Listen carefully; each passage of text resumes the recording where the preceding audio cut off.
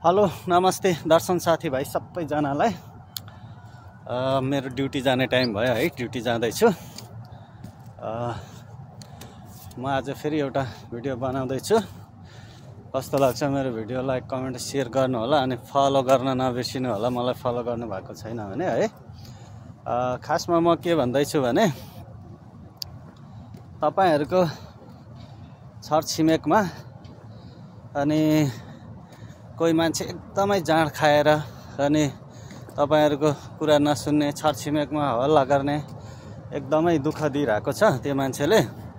अनि तपाईहरुले जति सम्झाउँदा पनि मान्दैन भने त्यो मान्छेलाई कसरी सम्झाउने भन्ने कुरा अनि मसँग एउटा उपाय छ है त।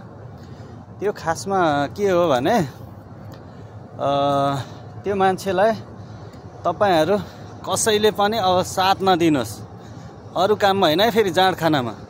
किनकि हाम्रो के छ भने प्राय चलनहरु त्यो जाँडे छ, बिग्रेको छ भन्ने हुन्छ हैन।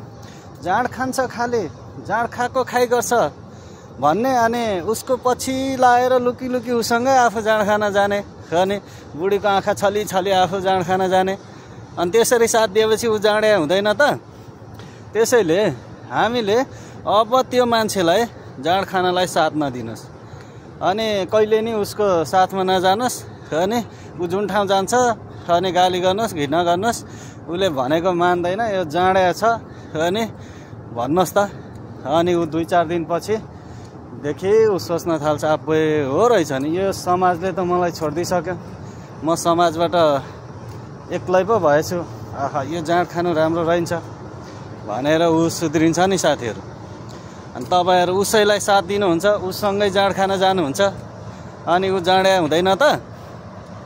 त्यसैले कसैले राम्रो काम गर्दैछ भने त्यसको साथ दिनुस्, त्यसलाई साथ सहयोग गर्नुस् र त्यसलाई अघि बढ्नलाई हौसला दिनुस्।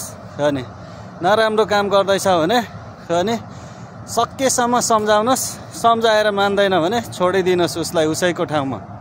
अनि कुनै न कुनै दिन उसको घैँटोमा घाम लाग्छ, अनि ऊ फर्केर आउँछ, हो रहेछ हजुरहरूले भनेको कुरा एकदम सही रहेछ, हजुरहरूले भनेको नमानेर आज मैले कुकुरले नपाउने दुःख पाएँ हजुर भन्दै ऊ आफै आउँछ है त।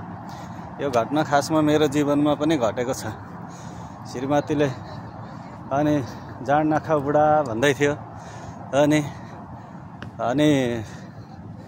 पैसा खर्च नगर, जता पाए त्यतै किन पैसा खर्च गर्छौ भन्दै थियो। त्यो नसुनेर आज हेर्नुस् मेरो जिन्दगी खाडीमा बित्दैछ है साथीहरु।